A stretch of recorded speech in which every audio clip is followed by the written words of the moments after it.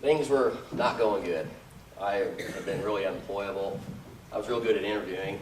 I could get a few jobs and go to one or two. They didn't pay me fast enough or couldn't advance. I would just not do it, and I would get money and go get high. It was terrible. I was really worthless. And then one day I was, again, trying to get high in my own house, and I was paranoid my wife was going to come home, so I couldn't get a good hit. Same thing was happening again. I had a lot of drugs, and the pipe was getting full again. And the minute she got home, I made an excuse I had to leave somewhere. So I jump in my car, and I go driving around until I can find somebody that I recognize in this area where I used to score drugs. And I found somebody, a guy and a girl, that said I could come to their house. And again, I want to apologize if this is a little strong. Please don't lead from the message because of the drug use in this, because the story is real.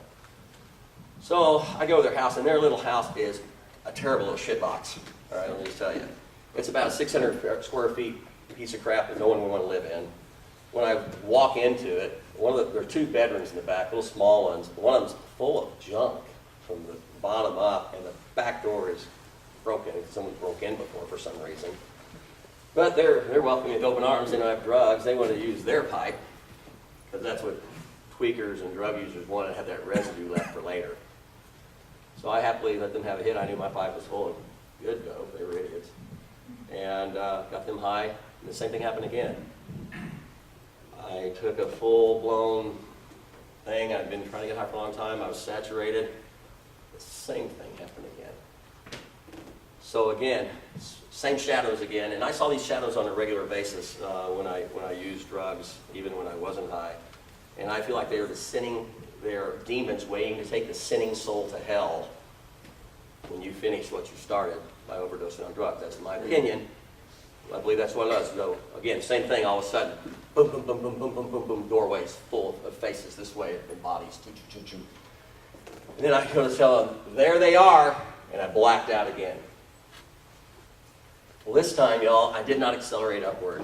I accelerated downward, the same thing, back and forth. And then all of a sudden, I heard this terrible rumbling, like turbine engines, this terrible rumbling.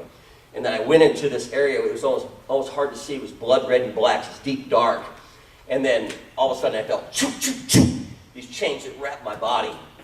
And then I felt this searing pain in my midsection. I'd been castrated.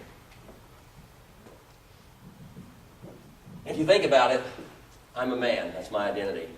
You're a beautiful, beautiful woman. That's your identity. They took my identity away from me immediately.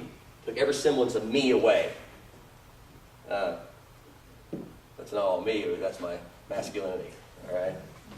So that's the only thing I could think as I look back to it.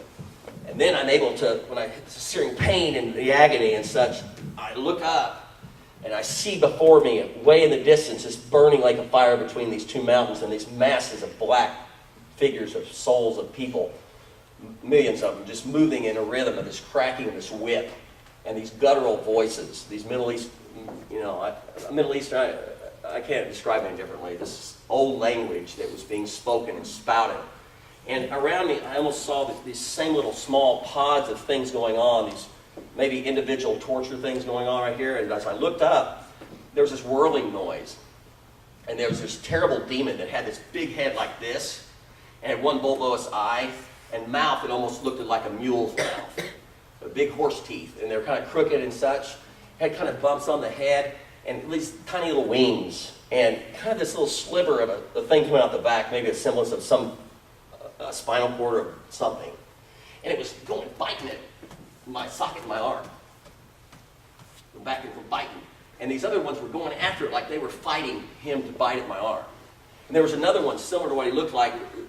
The eye was different a little bit, and the things were different, but it had more of a longer body, almost like a tadpole, if you can kind of picture that, and kind of a weird one wing, one not a wing, and kind of moving around. I'm not sure if they were really moving.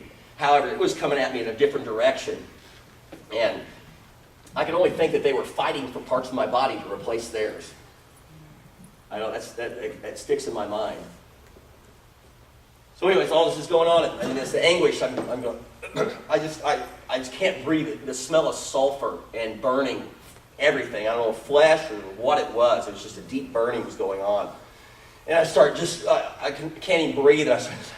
Our Father, art in heaven, hallowed be thy name. I just started catching my breath. Thy kingdom come, thy will be done on earth as it is in heaven. And I get my breath again. Give us this day our daily bread. Forgive us our trespasses, as we forgive. We forgive those who trespass against us. Lead us not into temptation.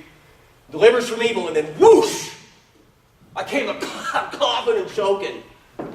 And this guy was on top of me. I don't know exactly why, but he wasn't giving me mouth to mouth. He'd been trying to steal my shit. Okay? And I don't know if it was because I actually woke up and I was under this table for some reason under this living room, this little end table. Part of my body was. I don't know if I came up and I was busting his table, whatever, he was on top of me. But whether he's giving me mouth to mouth or not, I don't know. All I know was, he was not helping me. He was trying to steal my shit. So that was my experience with